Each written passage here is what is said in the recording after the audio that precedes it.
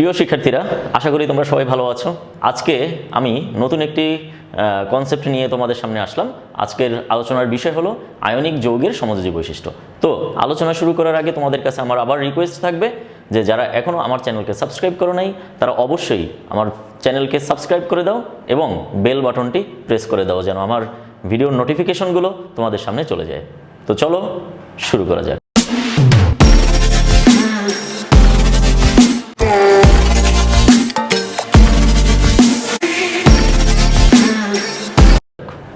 তো আমাদের আজকের আলোচনার বিষয় হলো কি আয়নিক যৌগের সমযোজী বৈশিষ্ট্য। তো আয়নিক যৌগের সমযোজী বৈশিষ্ট্যটা শুরু করার আগে আমি তোমাদের একটু ব্যাপারটা বলে নিই আগেই, যে আসলে আমরা এতদিন পর্যন্ত যে আয়নিক যৌগ এবং সমযোজী যৌগগুলোকে চিনতাম, এই আয়নিক যৌগ সমযোজী যৌগ আসলে কোনোটাই বিশুদ্ধ নয়। অর্থাৎ তুমি 100% বিশুদ্ধ আয়নিক যৌগ পাবা না, আবার 100% বিশুদ্ধ সমযোজী যৌগও পাবা না। অবশ্যই আয়নিক যৌগের মধ্যে কিছুটা সমযোজী ক্যারেক্টার থাকবে, আবার সমযোজী যৌগের মধ্যেও কিছুটা আয়নিক ক্যারেক্টার থাকবে। তো আমাদের আজকের আলোচনার বিষয়টা হলো আয়নিক যৌগের মধ্যে যে সমযোজী ক্যারেক্টারটা আছে এই সমযোজী ক্যারেক্টারটাকে নিয়ে আলোচনা করা। বুঝতে পারছো ব্যাপারটা? এমনকি একটা ব্যাপার দেখো যে হাইড্রোজেন, যেটা হাইড্রোজেন হলো কি বিশুদ্ধ সমযোজী যৌগ নামে আমরা চিনি। হাইড্রোজেন H2কে আমরা বিশুদ্ধ সমযোজী যৌগ হিসেবে চিনি। কিন্তু মজার ব্যাপার হলো এই হাইড্রোজেনের মধ্যে কিন্তু 98% হলো সমযোজী, 98% সমযোজী এবং 2% হলো কি আয়নিক। কি বুঝতে পারছো ব্যাপারটা? তো এখানে একটা ব্যাপার মনে রাখবা, কোনো যৌগের মধ্যে যদি 50%-এর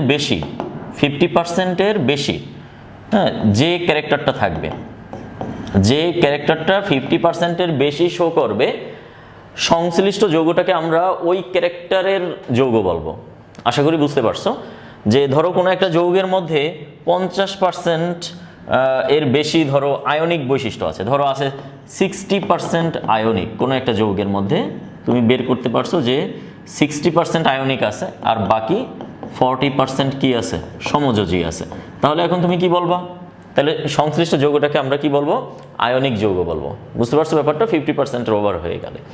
আবার যদি কোনো একটা যৌগের মধ্যে ধরো 60% আছে সমযোজী, 60% সমযোজী আর 40% আছে কি আমাদের আয়নিক ক্যারেক্টার, তাহলে দেখা যাবে যে ওই সংশ্লিষ্ট যৌগটাকে আমি কি যৌগ হিসেবে চিহ্নিত করব?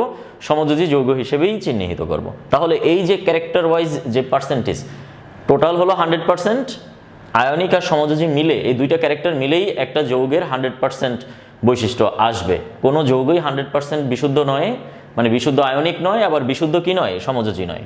বুঝতে পারছো আশা করি বিষয়টা?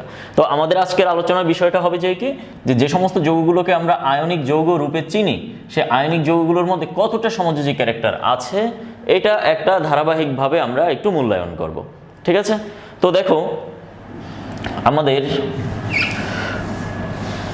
আয়নিক যৌগ কিভাবে তৈরি হয় এই ব্যাপারটা একটু আমরা আগে একটু জেনে নিই। ঠিক আছে? আয়নিক যৌগ তো আমরা অবশ্যই জানি যে একটা ক্যাটায়ন আর একটা অ্যানায়ন, এর মধ্যে যে আমাদের কি থাকে, স্থির বৈদ্যুতিক যে আকর্ষণ বল থাকে। ঠিক আছে?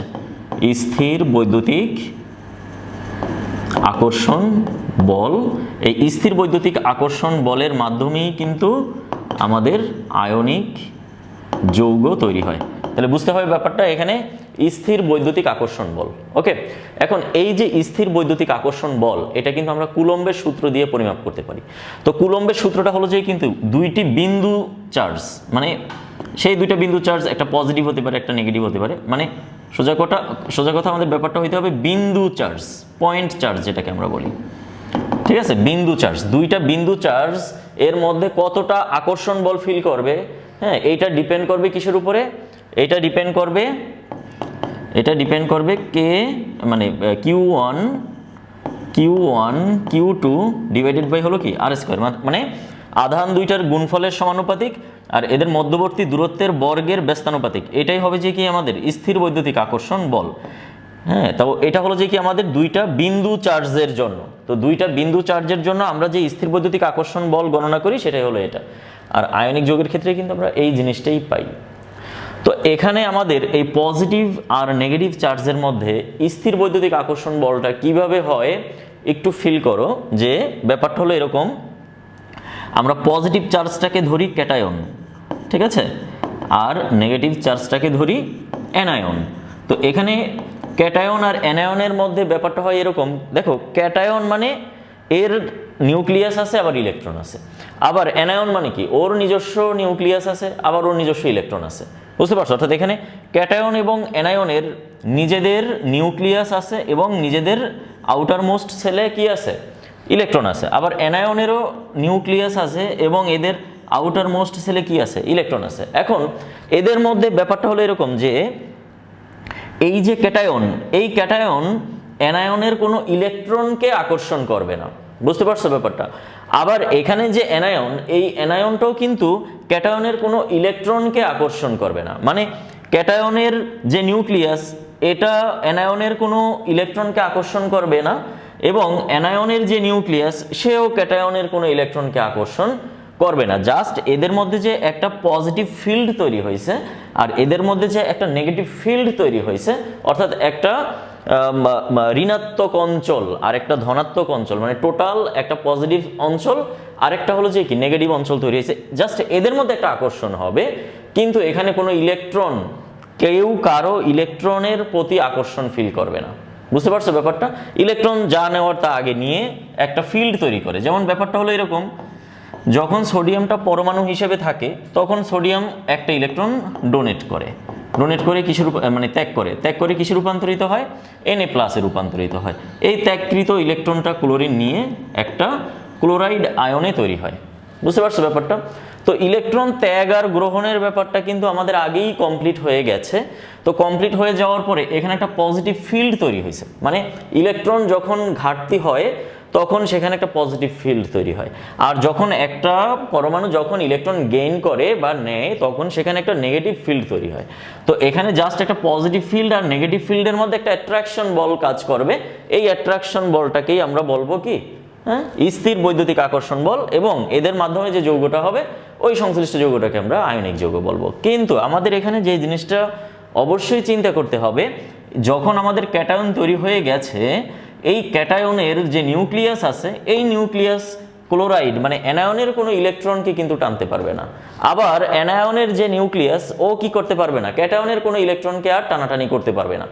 নেওয়া নেইর ব্যাপার কিন্তু সব আগেই শেষ, এই যে একটা ইলেকট্রন ছাড়ছে আর একটা ইলেকট্রন আসছে, এই পর্যন্তই কিন্তু ব্যাপারটা পজিটিভ আর নেগেটিভ ফিল্ড তৈরি হয়েছে, বুঝতে পারছো ব্যাপারটা? এতক্ষণ পর্যন্ত কথা বলার কারণ আছে যে তুমি বুঝতে পারবে না যদি আয়নিক যৌগ আর সমযোজী যৌগের মধ্যে মূল তফাৎটা যদি তুমি না ধরতে পারো তাহলে কিন্তু তোমার মধ্যে ব্যাপারটা গুলিয়ে যাবে, বুঝতে পারছো ব্যাপারটা?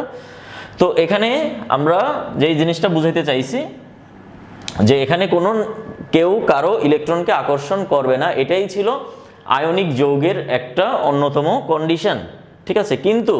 কিন্তু প্রবলেমটা হলো ক্যাটায়ন এবং অ্যানায়নগুলা সর্বক্ষেত্রে এই কন্ডিশনটা মেনে চলে না। তাহলে সর্বক্ষেত্রে কন্ডিশনটা মেনে চলে না তার মানে কি? তার মানে হলো কিছু কিছু ক্ষেত্রে দেখা যাচ্ছে যে ক্যাটায়নের নিউক্লিয়াস অ্যানায়নের ইলেকট্রনকে আকর্ষণ করে, আবার অ্যানায়নের নিউক্লিয়াস ও ক্যাটায়নের ইলেকট্রনকে আকর্ষণ করে, বুঝতে পারছো ব্যাপারটা? তাহলে তারা তাদের শর্ত ভঙ্গ করলো। তো ক্যাটায়ন এবং অ্যানায়ন যখন পরস্পরের ইলেকট্রনগুলোকে আকর্ষণ করবে তখন কিন্তু একটা অরবিটাল শেয়ারের একটা প্রবণতা দেখা যাবে। যখনই অরবিটাল শেয়ারের প্রবণতা চলে আসবে তখন এই ব্যাপারটা হয়ে যাবে কি সমযোজী ক্যারেক্টার। এই ব্যাপারটাই আমাদের আজকের আলোচনার বিষয়, বুঝতে পারছো ব্যাপার? তো ঘটনা হলো এরকম, দেখো আমরা প্রথমে যেই জিনিসটা বলবো সেটা হলো, ধরো আমরা একটা ক্যাটায়ন নেব এখানে, এবং এটা হলো ক্যাটায়নের নিউক্লিয়াস আর এটা হলো ক্যাটায়নের আউটার সেল, বুঝতে পারছো ব্যাপার? এটা হলো ক্যাটায়ন, আর আমরা এখানে অ্যানায়নটাকে একটু বড় আকারে আঁকবো। আমাদের এখন কাজ হলো ক্যাটায়নকে ছোট করে লেখা আর অ্যানায়নটাকে একটু বড় করে আঁকা, ঠিক আছে? কারণ আমরা অবশ্যই জানি যে মাতৃযৌগ অপেক্ষা, মানে ব্যাপারটা হলো এরকম, সোডিয়াম অপেক্ষা সোডিয়াম প্লাসের আকার কিন্তু ছোট, আর ক্লোরিন অপেক্ষা ক্লোরাইডের আকারটা হয় কি বড়। তোমরা অবশ্যই আয়নিক ব্যাসার্ধেতে এই ব্যাপার নিয়ে আমি আলোচনা করছি, সেই ভিডিও অবশ্যই তোমরা দেখেছো। তো তাহলে আমাদের ক্যাটায়নের সাইজটা একটু ছোট হয় আর অ্যানায়নের সাইজটা একটু কি হয়, বড় হয়, বুঝতে পারছো? তো এখন প্রবলেমটা হয় কোথায়, দেখো এটা তো হলো ক্যাটায়ন মানে পজিটিভ ফিল্ড আর এটা অ্যানায়ন মানে নেগেটিভ ফিল্ড। তো এখন এরা কিন্তু পরস্পর বিন্দু মানে পয়েন্ট চার্জ হিসেবে পরস্পরকে আকর্ষণ করার কথা ছিল। এখানে একটা পজিটিভ ফিল্ড তৈরি হয়েছে, এখানে একটা নেগেটিভ ফিল্ড তৈরি হয়েছে। বুঝতে পারছো ব্যাপার? এরকম একটা ব্যাপার হওয়ার কথা ছিল, কিন্তু কিছু কিছু ক্ষেত্রে এই ব্যাপারটা এখানেই সীমাবদ্ধ থাকে না। ক্যাটায়নের নিউক্লিয়াসটা অ্যানায়নের ইলেকট্রনকে আকর্ষণ করে। কেন আকর্ষণ করে দেখো, এখানে তোমরা একটু খেয়াল করলেই দেখতে পাবা ক্যাটায়নের নিউক্লিয়াস আর অ্যানায়নের আউটার সেলের ইলেকট্রন এর মধ্যে যে দূরত্ব, আর হলো অ্যানায়নের নিউক্লিয়াস আর ক্যাটায়নের ইলেকট্রন এর মধ্যে যে দূরত্ব, এই দুইটা দূরত্বের মধ্যে দেখো ক্যাটায়নের নিউক্লিয়াস আর অ্যানায়নের আউটার সেলের দূরত্বটা কিন্তু কি, দূরত্বটা হলো কম। বুঝতে পারছো ব্যাপারটা? পাশাপাশি আরেকটা ব্যাপার একটু দেখো, যখন সোডিয়াম একটা ইলেকট্রন ত্যাগ করে ক্যাটায়নে পরিণত হয়, মানে ইলেকট্রন তো চলে গেছে, তাইলে ইলেকট্রন যখন চলে যায়, ক্যাটায়ন যখন হয়, তখন তাদের কার্যকরী নিউক্লিয়ার চার্জ বৃদ্ধি পায়। তার মানে ক্যাটায়নের কি হয়, কার্যকরী নিউক্লিয়ার চার্জ বৃদ্ধি পায়, কারণ ইলেকট্রন তো চলে গেছে। বুঝতে পারছো ব্যাপার? তার মানে আপেক্ষিকভাবে এখানে আছে কি, আমাদের 10টা ইলেকট্রন আছে আর 11টা প্রোটন আছে, আর এখানে 11টা ইলেকট্রন আছে, 11টা প্রোটন আছে। তাহলে এখন 10টা ইলেকট্রনকে চেক করার জন্য আছে, আকর্ষণ করার জন্য আছে নিউক্লিয়াসে 11টা প্রোটন। তাহলে আপেক্ষিক দৃষ্টিতে এখানে কিন্তু নিউক্লিয়ার আধানটা বেশি, ক্যাটায়নের নিউক্লিয়ার আধানটা বেশি। তাহলে ক্যাটায়নের নিউক্লিয়ার আধান বেশি মানে সেখানে কার্যকরী নিউক্লিয়ার আধানটাও কি হবে, বেশি হবে। তাহলে এখন দেখা যাচ্ছে কি, এই যে এখানে জে ডিফেক্টিভ মানে ক্যাটায়নের জে ডিফেক্টিভের মানটা কি হয়, বেশি হয়, কিন্তু অ্যানায়নের জে ডিফেক্টিভের মানটা কম হয়। কেন কম হয়? কারণ অ্যানায়ন আরেকটা ইলেকট্রন গেইন করে, মানে তার নিজের অরবিটালে আরেকটা ইলেকট্রন নিয়ে আসে, গ্রহণ করে, ফলে এখানে কার্যকরী নিউক্লিয়ার আধানটা আপেক্ষিকভাবে কমে যায়। ঠিক আছে? তাহলে এখানে অ্যানায়নের ক্ষেত্রে জে ডিফেক্টিভের মানটা কি হবে, লস হবে। বুঝতে পারছো ব্যাপারটা? তাহলে এখন এখানে দুইটা ঘটনা ঘটলো। কার্যকরী নিউক্লিয়ার আধান বেশি মানে হলো এই নিউক্লিয়াস তার নিজের কক্ষপথের ইলেকট্রনগুলোকে তো নিজের দিকে টানবেই, এর আশেপাশে যদি কোথাও ইলেকট্রন ক্লাউড সে যদি পায় তাকেও টানবে। তাহলে ক্যাটায়ন কি করতেছে, এই ক্যাটায়ন কি করতেছে, এর কার্যকরী নিউক্লিয়ার চার্জটা বেশি হওয়ার কারণে ও ওর নিজের কক্ষপথের ইলেকট্রনকেও টানে ওর নিজের দিকে, পাশাপাশি ওর আশেপাশে যে অ্যানায়ন আছে যেটা কিনা আয়নিক বন্ধন গঠন করতে আসছে, এই আয়নিক বন্ধনে অংশগ্রহণ করার আসতে যাইয়া এই যে ইলেকট্রনগুলো আসছে, এই ইলেকট্রনগুলো এই ক্যাটায়ন তার নিজের দিকে টানতেছে। বুঝতে পারছো ব্যাপারটা? তাহলে কিন্তু আমি সে আগেই বলছি যে আয়নিক যৌগের ক্ষেত্রে আমাদের কন্ডিশনটা কি ছিল, কন্ডিশনটা ছিল যে কেউ কারো মানে ক্যাটায়ন আর অ্যানায়ন কেউ কারো ইলেকট্রনের প্রতি আকর্ষণ হবে না, কারণ ইলেকট্রন যা নেওয়ার ধাতু একটা ইলেকট্রন দিয়ে দিছে, অধাতু একটা নিয়ে নিছে। একটা ইলেকট্রন দিয়ে ও পজিটিভ ফিল্ড তৈরি করছে, একটা ইলেকট্রন নিয়ে ও নেগেটিভ ফিল্ড তৈরি করছে। জাস্ট এখানে ফিল্ড ওয়াইজ আকর্ষণ বলটা তৈরি হওয়ার কথা ছিল, কিন্তু কারো সাথে মানে কোনো ক্যাটায়ন কোনো অ্যানায়নের ইলেকট্রনকে আকর্ষণ করার কথা ছিল না নিজস্ব, কিন্তু এখানে সেই ঘটনাটা ঘটে নাই। বুঝতে পারছো ব্যাপারটা? কারণ ক্যাটায়নের জে ডিফেক্টিভের মানটা কি হয়, বেশি হয়, অ্যানায়নের জে ডিফেক্টিভের মানটা কম হয়। তো এইটা একটা সার্টেন পর্যায়ে যদি বেশি হয় আর এটা যদি কিছুটা কম হয়, ঠিক আছে, তখন দেখা যাচ্ছে যে এই কন্ডিশনটা না মেনে কি হয়, এই নিউক্লিয়াস ক্যাটায়নের নিউক্লিয়াস নিজের ইলেকট্রনকে টানার পাশাপাশি এর মানে আশেপাশে যত ইলেকট্রন আছে, বিশেষ করে যে অ্যানায়নের ইলেকট্রন যেটা কিনা অ্যানায়নটা বন্ধনে অংশগ্রহণ করতে আসছে, এই অ্যানায়নের ইলেকট্রনগুলোও সে নিজের দিকে টেনে নিয়ে আসে। বুঝতে পারছো ব্যাপারটা? এই ইলেকট্রনকে টেনে নিয়ে যখন আসে তখনই আমাদের একটা ঘটনা তৈরি হয়, মানে ব্যাপার তৈরি হয়, সেটা একটু দেখো। তো যখন এটা হলো আমাদের ক্যাটায়ন, যখন আমাদের এই যে অ্যানায়ন এর ইলেকট্রনটাকে যখন দেখো, অ্যানায়নের তো সার্কেলটা এরকম হওয়ার কথা ছিল আর কি, এই তো এটা হওয়ার কথা ছিল, কিন্তু অ্যানায়নকে যখন সে তার নিজের দিকে টানে তখন ঘটনাটা ঘটে কি, তখন এই ইলেকট্রন ক্লাউডগুলো কিছুটা ক্যাটায়নের দিকে সরে আসে। মানে ব্যাপারটা এখন আর কিন্তু গোলাকার থাকছে না, মানে ব্যাপারটা হলো এটা, এই যে অ্যানায়নের নিউক্লিয়াস ক্যাটায়নের ইলেকট্রনগুলোকে টানার কারণে ক্যাটায়নের ইলেকট্রন মেঘ অ্যানায়নের ভিতরে সরে আসে। বুঝতে পারছো?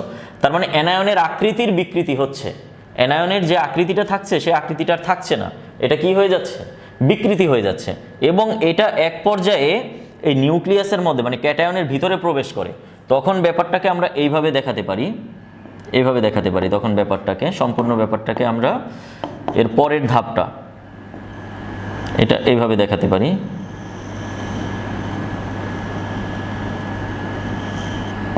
মানে একটা আরেকটার মধ্যে, এই হলো ক্যাটায়ন আর এই হলো অ্যানায়নের নিউক্লিয়াস, মানে একটা আরেকটার অভ্যন্তরে প্রবেশ করে যায়।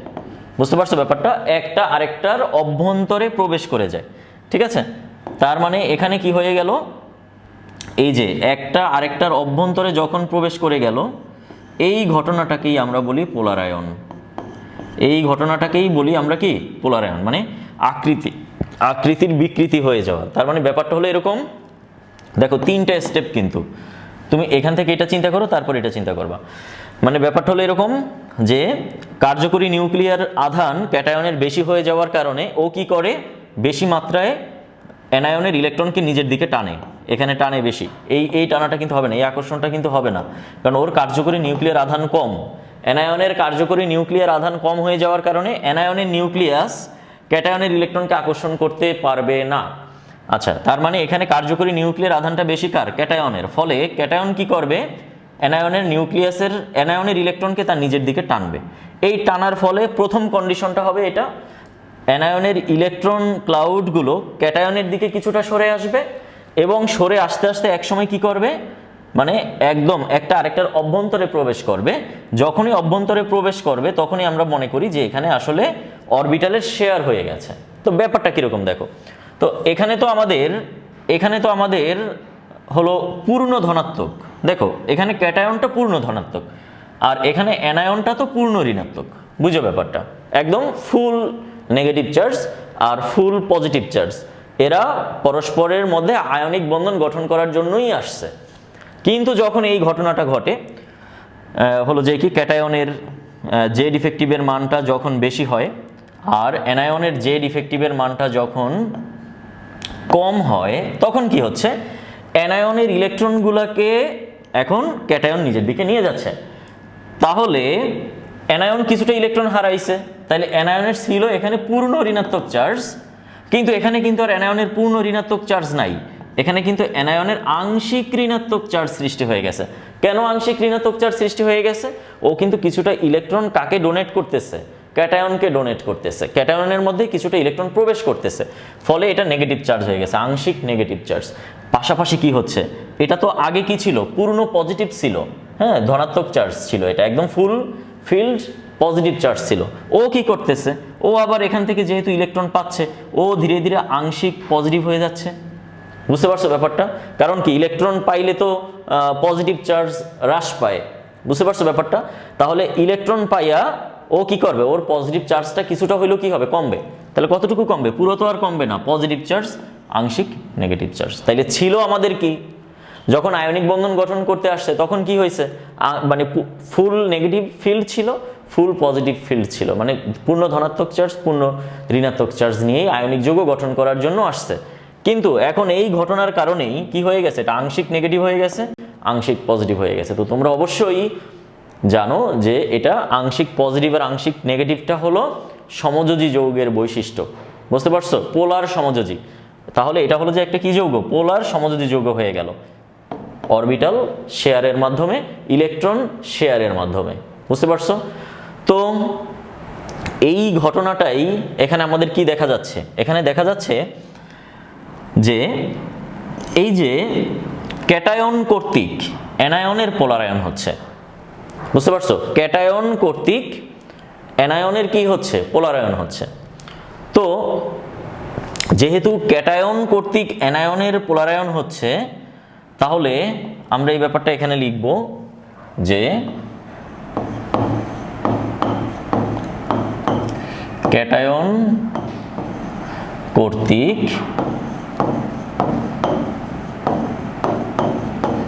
অ্যানায়নের পোলারায়ন ঘটে। ঠিক আছে? তাহলে ক্যাটায়নের একটা পোলারাইজিং পাওয়ার আছে। বুঝতে পারছো ব্যাপারটা? মানে পোলারায়ন সে কতটা করতে পারে এটার একটা ক্ষমতা আছে। কার ক্ষমতা আছে? ক্যাটায়নের পোলারাইজড করার ক্ষমতা আছে কি? ঠিক আছে, তাহলে সেটাকে, সেই পোলারায়ন পোলারায়ন ক্ষমতা, পাওয়ার। বুঝতে পারছো ব্যাপারটা? এটাকে আমরা কি দ্বারা প্রকাশ করি? ফাই চিহ্ন দ্বারা প্রকাশ করি।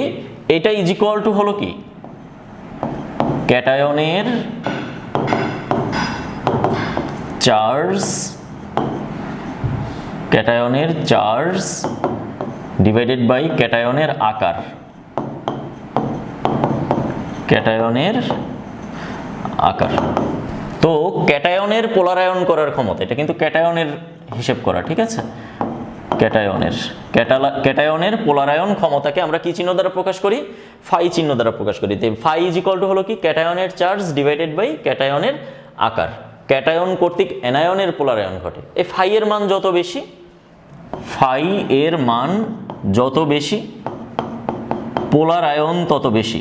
মনে রাখবা, পোলারায়ন তত কি হবে? বেশি হবে। আর পোলারায়ন বেশি হওয়া মানে কি? সমযোজী ক্যারেক্টার বেশি হওয়া, সমযোজী ক্যারেক্টারটা বেশি হবে। আর আয়নিক যে ক্যারেক্টারটা থাকবে, এই আয়নিক ক্যারেক্টারটা ধীরে ধীরে কি হবে? কমতে থাকবে। কি বুঝতে পারছো ব্যাপার? তাহলে কি বললাম? ফাই এর মান যার বেশি, ফাই মানে কি? পোলারায়ন ক্ষমতা।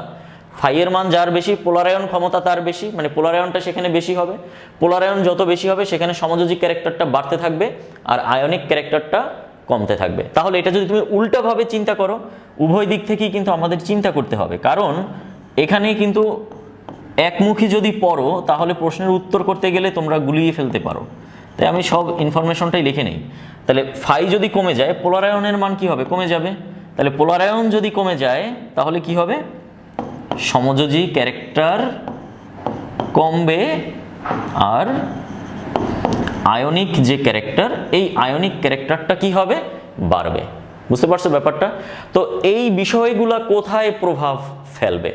এই বিষয়গুলা প্রভাব ফেলবে যেমন আয়নিক যৌগ ও সমযোজী যৌগের গলনাঙ্ক স্ফুটনাঙ্ক যখন তুমি বিশ্লেষণ করার চেষ্টা করবা, হ্যাঁ, মেল্টিং পয়েন্ট আর হলো কি বয়েলিং পয়েন্ট যখন তুমি চিন্তা করবা, তখন মেল্টিং পয়েন্ট এবং বয়েলিং পয়েন্টের ধারণা তুমি ব্যাখ্যা করতে পারবা যদি এই পোলারায়ন ক্ষমতা সম্পর্কে তোমার সঠিক ধারণাটা থাকে।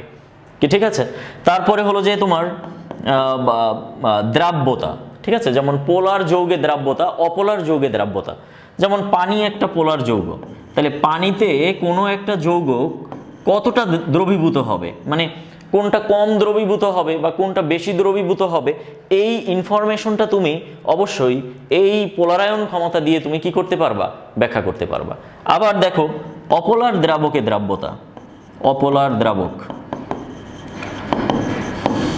অপোলার দ্রাবকে দ্রাব্যতা। তো এই ইনফরমেশনগুলো আমরা কিন্তু এই গলনাঙ্ক স্ফুটনাঙ্ক, পানিতে দ্রাব্যতা, অপোলার দ্রাবকে দ্রাব্যতা, ঠিক আছে? তারপরে হলো যে কি কার সমযোজী ক্যারেক্টার কম, কার সমযোজী ক্যারেক্টার বেশি, এই ইনফরমেশনগুলো আমরা এই পোলারায়ন ক্ষমতা যদি জানি, এই পোলারায়ন ক্ষমতা থেকেই কিন্তু আমরা ইনফরমেশনগুলো পেয়ে থাকবো। কি বুঝতে পারছো ব্যাপার? আচ্ছা, তাহলে আমাদের এই জিনিসটা সবসময় নোট রাখতে হবে, মনে রাখতে হবে, ঠিক আছে? এটা মনে রাখতে হবে, এটা মনে রাখলে তুমি অনেক অনেক ইনফরমেশন পেয়ে যাবা। আচ্ছা, তাহলে এখন দেখো ক্যাটায়নের যে পোলারায়ন করার যে ক্ষমতা, এইটা দেখো ক্যাটায়নের চার্জ, এটা তো ভগ্নাংশ, ভগ্নাংশের উপরের মান যদি বাড়ে ফাই এর মান বাড়বে, নিচের মান বাড়লে ফাই এর মান কমবে। তার মানে কি ক্যাটায়নের চার্জ যত বাড়বে পোলারায়ন ক্ষমতা তত বাড়বে, আবার ক্যাটায়নের আকার যত বাড়বে পোলারায়ন তত কমবে, ঠিক আছে? তাহলে এই ব্যাপারটুকু নিয়ে আমরা এখন আলোচনা করব, ঠিক আছে? তো তার আগে আবার দেখো যে ক্যাটায়ন অ্যানায়নকে পোলারায়ন করে, কারণ ক্যাটায়নের জেড ইফেক্টিভের মান বেশি, অ্যানায়নের জেড ইফেক্টিভের মান কি কম। কি বুঝতে পারছো ব্যাপার? তো আমরা এখন ক্যাটায়নকে একটু ক্লাসিফিকেশন করি যে কোন কোন টাইপের ক্যাটায়ন আমাদের হয়। দেখো ক্যাটায়নের আমরা একটু ক্লাসিফিকেশন করে নিই, তারপরে আমরা সব ব্যাপারগুলো নিয়ে একসাথে আমরা ব্যাখ্যা করব, ঠিক আছে? তো আমরা 4 ধরনের ক্লাসিফিকেশন করব। তো প্রথম ক্লাসিফিকেশনটা হলো ক্যাটায়নটা থাকবে NH2NP6 এইরকম কনফিগারেশনে থাকবে। তো NH2NP6 এই কনফিগারেশনটাকে আমরা বলি নোবেল গ্যাস কনফিগারেশন, মানে ইনার্ট গ্যাস, আইজি, আমি আইজি নামে সংক্ষেপে লিখলাম, মানে ইনার্ট গ্যাস কনফিগারেশন, মানে এমন কোনো ক্যাটায়ন যদি তুমি পাও যার ইলেকট্রন বিন্যাসে কি থাকবে, NH2 NP6, মানে 8টা ইলেকট্রন থাকবে। বুঝতে পারছো ব্যাপারটা? আচ্ছা, এরপরে কিছু ক্যাটায়ন থাকবে, যে ক্যাটায়নটা হবে কিনা NH2 NP6 ND10, এরকম কিছু ক্যাটায়ন আছে, এদেরকে বলা হয় সিউডো ইনার্ট গ্যাস, মানে ছদ্ম নোবেল গ্যাসের মতো বলা হয়। তো এটার নাম হলো যে কি, সিউডো, মানে সিউডো হলো যে PIG, তাহলে PIG আমরা নোটস লিখলাম, PIG কনফিগারেশন, কি ঠিক আছে? আর আরেকটা কনফিগারেশনটা হলো যে যেটাকে বলা হয় নন ইনার্ট গ্যাস। তো নন ইনার্ট গ্যাসটা হলো যে কীরকম, সেটা হলো তার আউটার সেলে থাকবে NH2, মানে 2টা ইলেকট্রন থাকবে সর্বশেষ কক্ষপথে, আর তার আগের কক্ষপথে থাকবে 18টা ইলেকট্রন, তার মানে টোটাল থাকবে তার 20টা ইলেকট্রন। দেখো এখানে হলো যে 18টা ইলেকট্রন, এখানে হলো 8টা ইলেকট্রন। আর যেটা নন ইনার্ট গ্যাস NIG বলি, সেটার ক্ষেত্রে কি হবে, সেটার ক্ষেত্রে টোটাল থাকবে 20টা, কিন্তু 20টা আউটার সেলে না, আউটার সেলে মাত্র 2টা, কিন্তু তার আগে 18টা। বুঝতে পারছো ব্যাপারটা? এই আর আদার্স, আমি আরেকটা, এটা হলো আদার্স লিখলাম এখানে, এটা হলো যে আমাদের NH2 থাকবে, NP6 থাকবে, ND-তে সর্বনিম্ন একটা থাকবে, সর্বোচ্চ 9টা থাকবে। বুঝতে পারছো ব্যাপার? তাহলে এর আউটার সেলে কয়টা ইলেকট্রন থাকলো, এখানে তো 8টা থাকবেই, এখানে যদি ন্যূনতম একটা থাকে, 9টা থেকে হলো 17টা পর্যন্ত আউটার সেলে, 9 থেকে যদি 17টা ইলেকট্রন থাকে তখন সেটাকে আমরা আদার ক্যাটাগরির মধ্যে আমরা ফেলাই দেব। বুঝতে পারছো ব্যাপার? তাইলে আমরা যে ক্যাটায়নগুলো নিয়ে কথা বলবো, আমরা এই বিভিন্ন টাইপের ক্যাটায়ন আমরা পাবো। তো এই ক্যাটায়নগুলোর মধ্যে পোলারায়ন পাওয়ার সব থেকে বেশি হলো কার, সব থেকে বেশি হলো আমাদের এই যে আদার ক্যাটাগরিতে যে আছে, এটা মানে আদার্স লিখি আমরা, আদার্স ক্যাটাগরি, আদার্স ক্যাটাগরির যে ক্যাটায়ন যার কিনা হলো যে কি NH2 NP6 আর হবে কি ND, ইলেকট্রন বিন্যাস 1 থেকে 9, এর পোলারাইজিং পাওয়ার সব থেকে কি হবে, বেশি হবে, মানে ও সব থেকে বেশি পোলারায়ন করতে পারবে। তার থেকে একটু কম হবে এটা PIG, মানে pseudo inert gas, pseudo inert gas, এর পোলারাইজিং পাওয়ার এদের থেকে কিছুটা কম। তার থেকে কম হবে নন ইনার্ট গ্যাস, এবং সব থেকে কম হবে ইনার্ট গ্যাস কনফিগারেশন। বুঝতে পারছো ব্যাপারটা? এই যে আমরা ধারাবাহিকতাটা লিখলাম, এটা একটু আমাদের মনে রাখতে হবে, ঠিক আছে? এটা একটু আমাদের মনে রাখতে হবে। তো এখানে দেখো আমরা কিছু উদাহরণ এখানে লিখি, যেমন ধরো ইনার্ট গ্যাস কনফিগারেশন কাদের কাদের ক্ষেত্রে পাওয়া যায় জানো? কোন ক্যাটায়নগুলোর ক্ষেত্রে? গ্রুপ নাম্বার 1, গ্রুপ নাম্বার 2 এবং কিছু কিছু ক্ষেত্রে গ্রুপ নাম্বার 3 এর ইলেকট্রন বিন্যাসগুলো কিন্তু আমাদের, মানে ক্যাটায়নের ইলেকট্রন বিন্যাসগুলো আমরা কিন্তু এই ইনার্ট গ্যাস কনফিগারেশনে পেয়ে থাকি। যেমন ধরো আমাদের সোডিয়াম প্লাস, সোডিয়াম প্লাসের যদি আমরা ইলেকট্রন বিন্যাস করি 1s2 2s2 2p6, ঠিক আছে, মানে এই যে NH2 NP6, মানে এর সর্বশেষ কক্ষপথে 8টা ইলেকট্রন আছে, কি ঠিক আছে? আবার একইভাবে আমরা এরকম সোডিয়াম আয়ন পাবো, ম্যাগনেসিয়াম 2+ আয়ন পাবো, ঠিক আছে? গ্রুপ 3 এর মধ্যে আমরা অ্যালুমিনিয়াম 3+ আয়ন পাবো। তো এরা হলো যে কিসে আমাদের ইনার্ট গ্যাস কনফিগারেশনে আসবে। বুঝতে পারছো ব্যাপার? ওকে, আচ্ছা, তারপরে হলো যে কি আমাদের সিউডো ইনার্ট গ্যাস। এই সিউডো ইনার্ট গ্যাস কারা আছে? সেখানে কি বলছি আমি, NH2 NP6 ND10।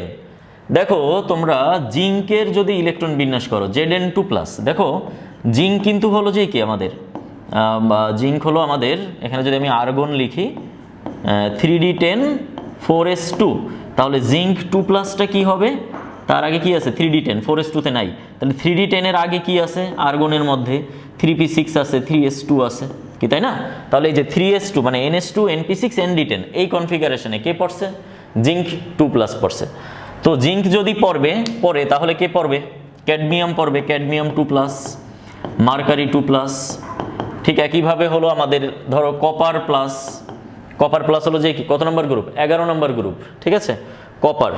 তারপরে হলো যে কি তোমার silver, Ag plus, gold, Au plus, এরা সবাই কোন কনফিগারেশনের মধ্যে পড়বে, সিউডো ইনার্ড কনফিগারেশনের মধ্যে পড়বে। এমনকি আমরা যদি ধরো গ্রুপ 13 এর কথা বলি, বোরন, অ্যালুমিনিয়াম, গ্যালিয়াম, ইন্ডিয়াম, থ্যালিয়ামের কথা যদি বলি, ঠিক আছে, থ্যালিয়াম 3+, হ্যাঁ, এটাও কিন্তু আমাদের সিউডো ইনার্ট গ্যাস কনফিগারেশনের মধ্যে আসবে, ঠিক আছে।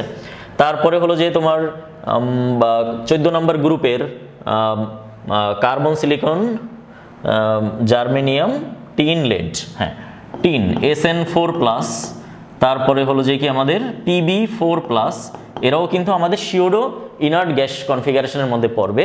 তোমরা একটু ইলেকট্রন বিন্যাসটা করে চেক করে নিতে পারো, ঠিক আছে, তাহলেই তোমরা বুঝতে পারবা। নন ইনার্ট গ্যাস কারা, তাহলে কি বললাম আমরা, সর্বশেষ কক্ষপথে কয়টা থাকবে, 2টা থাকবে, এবং তার আগে কয়টা থাকবে, 18টা ইলেকট্রন থাকবে। এরকম কারা আছে, যেমন SN2+, তারপরে হলো Pb2+, এরা কিন্তু হলো যে কি আমাদের সিউডো ইনার্ট গ্যাস, সরি, এটা হলো যে আমাদের নন ইনার্ট গ্যাস কনফিগারেশন। এরকম আরো অনেক যৌগ তোমরা পাবা। তারপরে হলো যে কি আমাদের আদার্স কনফিগারেশনের মধ্যে কি আছে, এন মানে ডিতে একটা থেকে কয়টা পর্যন্ত, একটা থাকবে সর্বনিম্ন, সর্বোচ্চ থাকবে 9টা। যেমন ধরো ফেরাস, Fe2+, ফেরিক Fe3+, তারপরে হলো যে তোমার নিকেল 2+, তারপর কপার 2+, ঠিক আছে, ক্রোমিয়াম 3+, এরকম যে সমস্ত যৌগগুলো আছে বাদ বাকিগুলো, এগুলো সব কিন্তু হলো যে কি আমাদের ডি একটা থেকে কয়টা পর্যন্ত, 9টা পর্যন্ত। তো এরাই হলো আমাদের কি আদার্স ক্যাটাগরির মধ্যে পড়বে, ঠিক আছে। তো এই হলো আমাদের টোটাল ক্যাটায়নগুলার আমি একটা ক্লাসিফিকেশন করে দিলাম তোমাদের। এই ক্লাসিফিকেশন অনুসারেই কিন্তু আমরা বের করতে পারবো কাদের হলো যে পোলারায়ন পাওয়ার বেশি, কে পোলারায়ন কম হবে আর কে পোলারায়ন বেশি হবে। আমরা এখন কিছু এক্সাম্পল করব, তাহলে ব্যাপারটা ক্লিয়ারলি বুঝতে পারবা তোমরা। ওকে, তো চলো আমরা কিছু ক্যাটায়নের পোলারাইজিং পাওয়ার কীরকম সেটা আমরা একটু ব্যাখ্যা করি।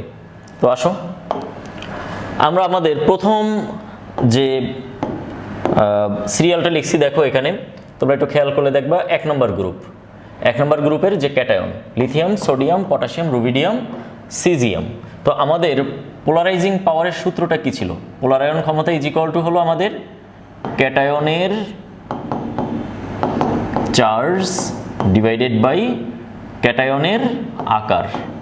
তাইলে এখন এখানে কিন্তু আমরা চার্জ দিয়ে ব্যাখ্যা করতে পারবো না, কারণ সকলের ধনাত্মক চার্জ সমান, মানে একটা করেই চার্জের পরিমাণ সমান। তো চার্জ বাদ, তাহলে চার্জ বাদ দিলে আমাদের থাকে কি, আকার।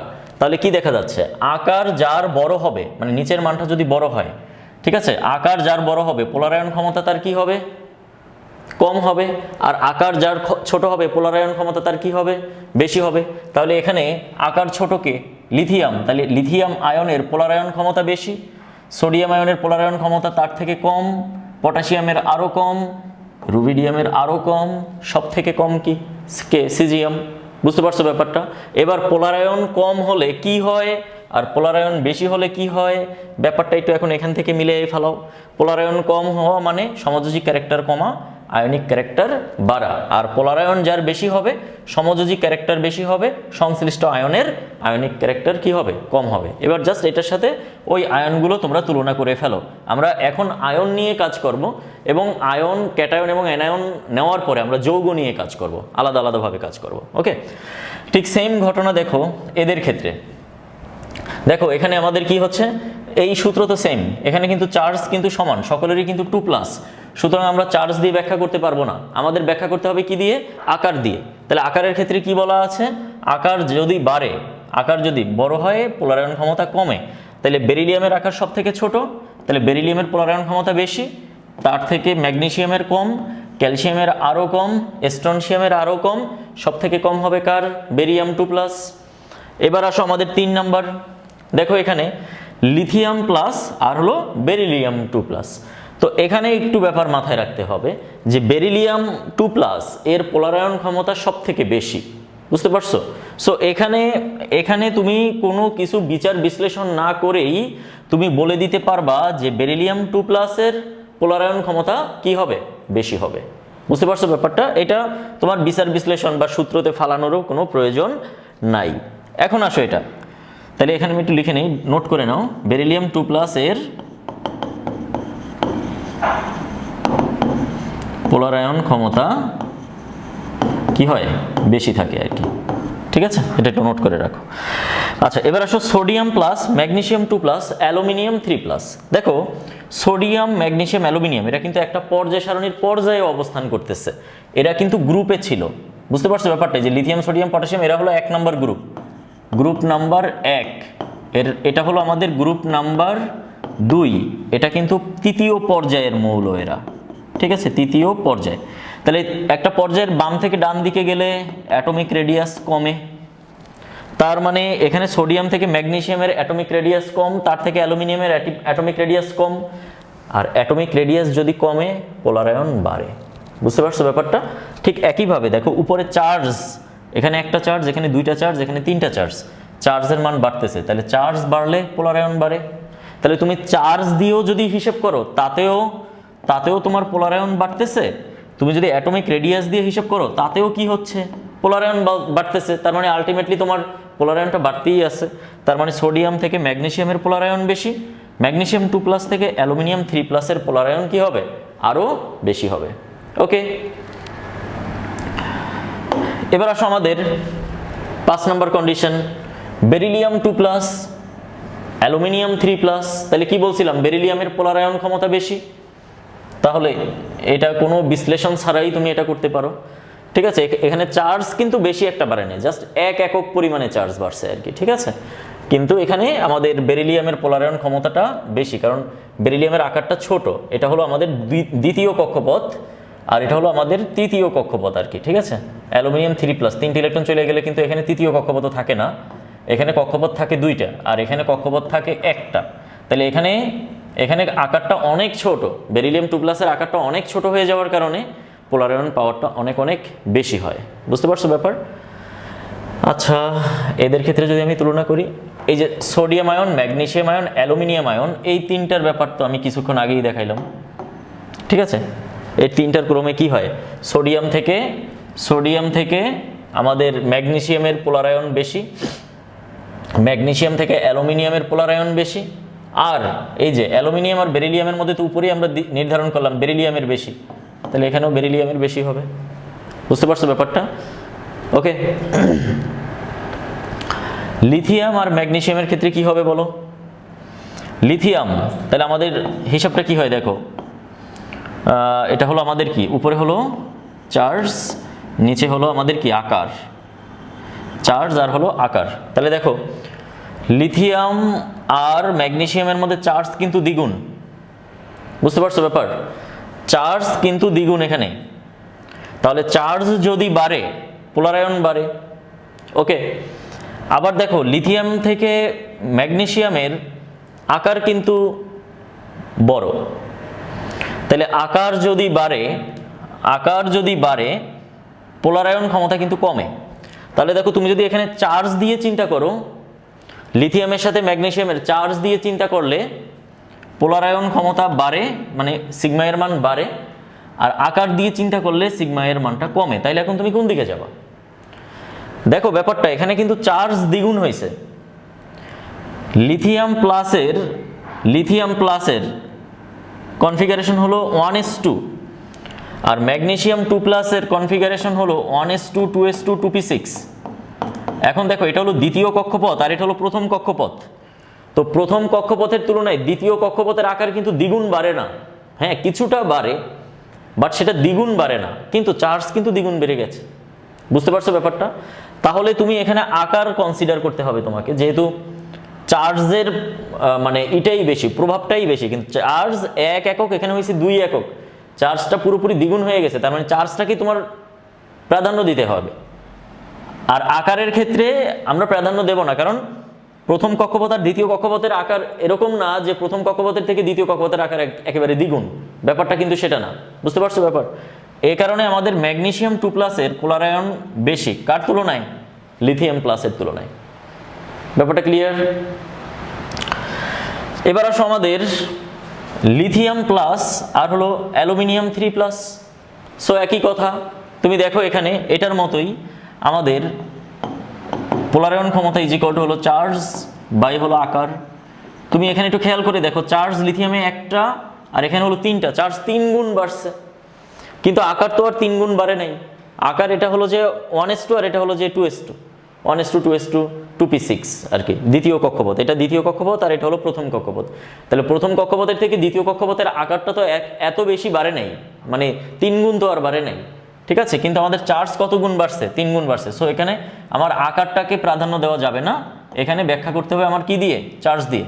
তাহলে চার্জ বেশি অ্যালুমিনিয়াম 3+-এর, সুতরাং অ্যালুমিনিয়াম 3+-এর পোলারায়ন ক্ষমতা বেশি। বুঝতে পারছো ব্যাপারটা? ওকে, এরপরে আসো আমাদের এখানে পটাশিয়াম প্লাস আর হলো কপার প্লাস। তো পটাশিয়াম প্লাস আর কপার প্লাসের মধ্যে কি দেখা যাচ্ছে দেখো। পটাশিয়াম প্লাসটা একটা ইনার্ট গ্যাস কনফিগারেশন, অর্থাৎ এর ইলেকট্রন বিন্যাসটা যদি তুমি করো তখন তুমি দেখতে পাবা এটা ইনার্ট গ্যাস, অর্থাৎ এর কক্ষপথে 8টা, সর্বশেষ কক্ষপথে 8টা ইলেকট্রন আছে। বুঝতে পারছো?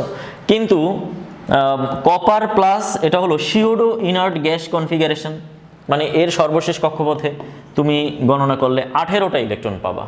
ঠিক আছে, তাহলে এখানে দেখো আমরা একটা ক্রম লিখে দিয়েছিলাম যে একটা হলো ইনার্ট গ্যাস আর একটা হলো সিউডো ইনার্ট গ্যাস। তো সিউডো ইনার্ট গ্যাসের পোলারায়ন ক্ষমতা বেশি কার তুলনায়? ইনার্ট গ্যাসের তুলনায়। সো এখানে যদি আমরা একটু বিশ্লেষণ করি তাহলে যেহেতু এটা ইনার্ট গ্যাস, এটা সিউডো ইনার্ট গ্যাস, তাহলে সিউডো ইনার্ট গ্যাসের পোলারায়ন ক্ষমতাটা কি হবে? বেশি হবে। কি ব্যাপারটা ক্লিয়ার এবার? ওকে, এবার আসো আমাদের Fe2+, Fe3+, এই দুটাই দেখো, দুটাই হলো ওই যে আদার কনফিগারেশনের মধ্যে পড়ে। অর্থাৎ আমরা যদি আয়রনের কথা বলি, এখানে তুমি Fe2+-এ 3d-তে তুমি 6টা ইলেকট্রন পাবা, আর Fe3+-এ তুমি 3d-তে 5টা ইলেকট্রন পাবা। এখানে হলো 6টা ইলেকট্রন, এখানে হলো 5টা ইলেকট্রন। এটা হলো আদার কনফিগারেশনের মধ্যে। তো আদার কনফিগারেশনের মধ্যে তখন তুমি চিন্তা করবা এভাবে যে ক্যাটায়নের চার্জ বৃদ্ধিতে পোলারায়ন বাড়বে, তখন এই সূত্র আসবে সাই, মানে চার্জ বাই কি আকার। বুঝতে পারছো ব্যাপারটা? তাহলে সাই ইজ ইকুয়াল টু হবে চার্জ ডিভাইডেড বাই আকার। এখানে আকার প্রায় সমান, সো আকার নিয়ে তেমন একটা কোনো মাথা ব্যথা নেই, কিন্তু আমাদের মাথায় রাখতে হবে এখানে Fe2+ আর এখানে Fe3+। তাহলে এখানে চার্জ হলো 2 গুণ আর এখানে চার্জ হলো 3, মানে কিছুটা বৃদ্ধি পাইছে চার্জ।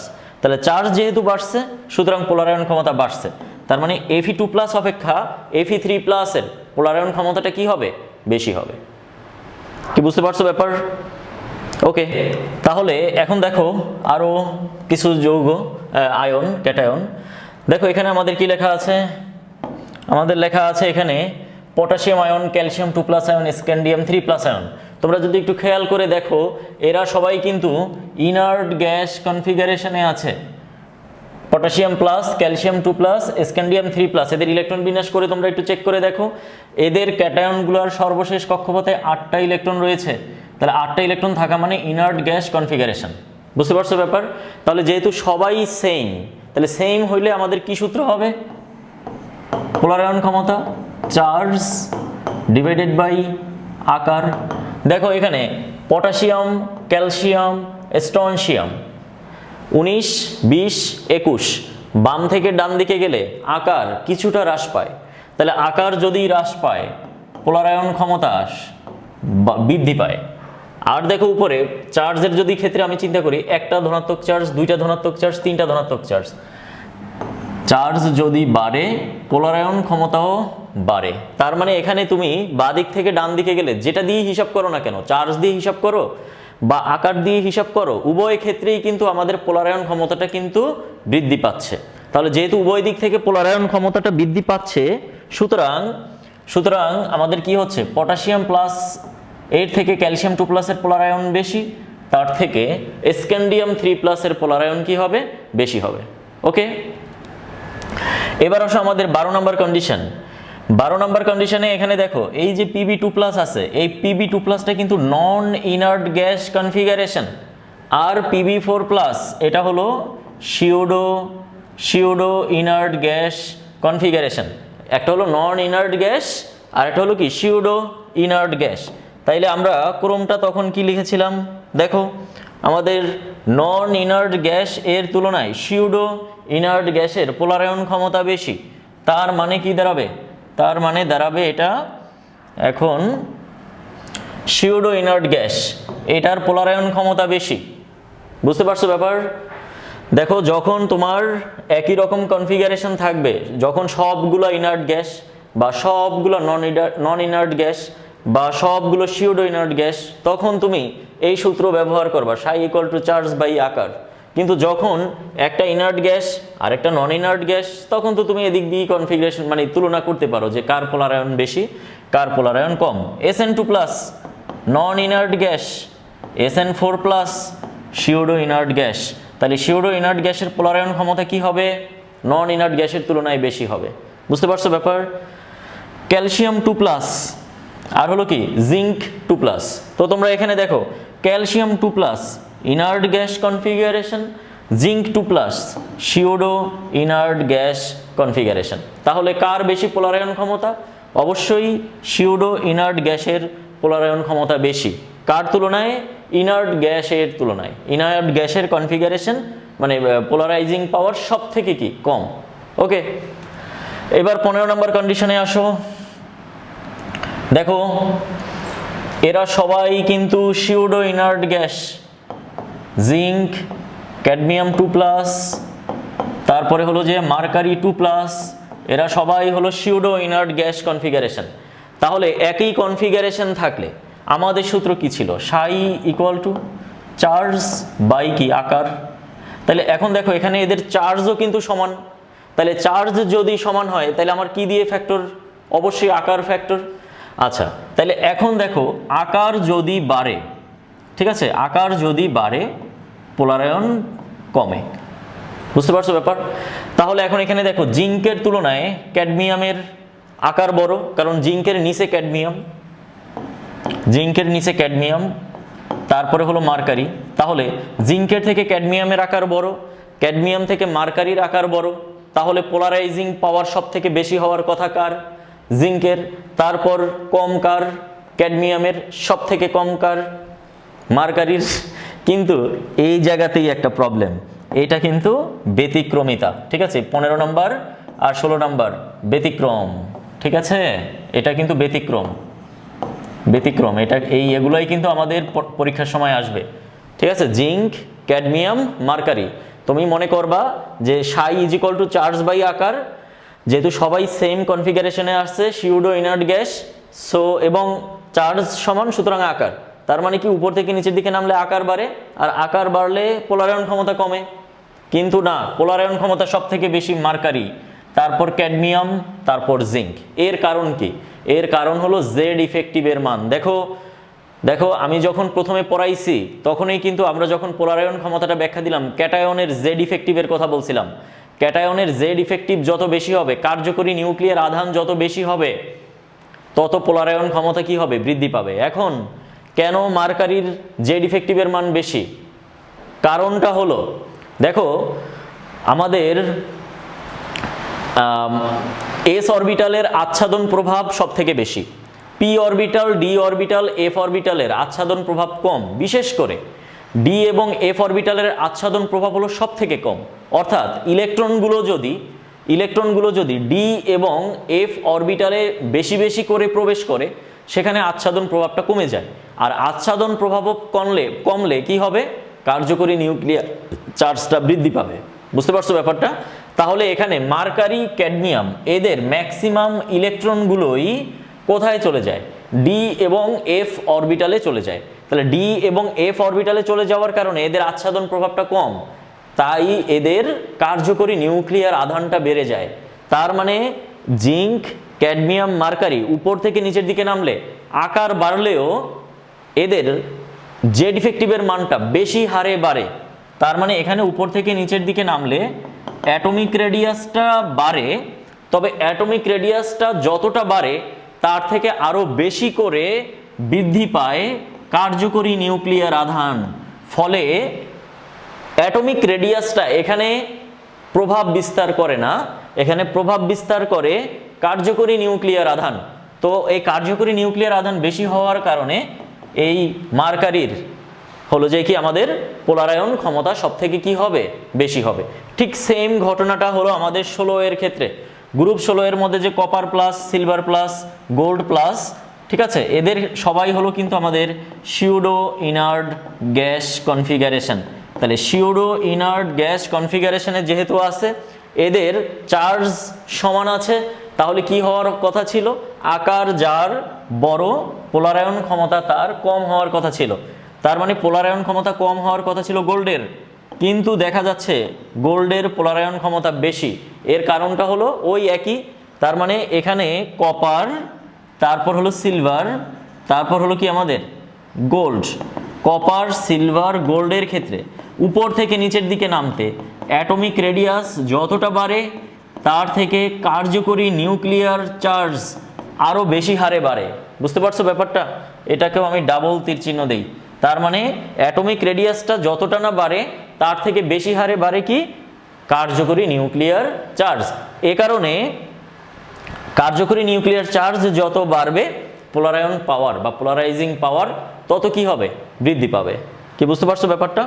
এই দুইটা জিনিস খুবই খুবই গুরুত্বপূর্ণ, এটা নোট করে রাখবা, সব কিছুই নোট করবা, ঠিক আছে? ব্যতিক্রম তো পড়তে পারবা, সবই নোট করতে হবে আমাদের এখানে, ঠিক আছে? কোনোটার থেকে কোনোটা কম নয়। ওকে, তো আমরা আজকের ভিডিওতে ক্যাটায়নের পোলারাইজিং পাওয়ারটা দেখলাম। আমরা পরবর্তী ভিডিওতে অ্যানায়নের পোলারাইজড হওয়ার কিভাবে সে পোলারাইজড হতে পারে অ্যানায়ন, এই ব্যাপারটা নিয়ে আমরা আলোচনা করব আমাদের পরবর্তী ভিডিওতে। ওকে, তো এবং একই সাথে কোনো যৌগের পোলারায়নটা আমরা কিভাবে করব সেটা আমরা দেখব। অর্থাৎ ক্যাটায়ন আমরা আজকে শিখলাম, অ্যানায়ন পরবর্তী ভিডিওতে দেখব। যখন ক্যাটায়ন আর অ্যানায়ন এক হয়ে যাবে তখন একটা যৌগ তৈরি হবে, তখন আমরা সেই যৌগের, আয়নিক যৌগের পোলারায়নের ব্যাপারটা দেখব। ওকে, তো আজকে এই পর্যন্তই। তোমরা সবাই ভালো থেকো। আর যাওয়ার আগে আমি আবার বলবো, আমার চ্যানেলকে অবশ্যই সাবস্ক্রাইব করে দাও যেন পরবর্তী ভিডিওগুলো তোমাদের সামনে চলে যায়। তো আজকে এ পর্যন্তই, আল্লাহ হাফেজ।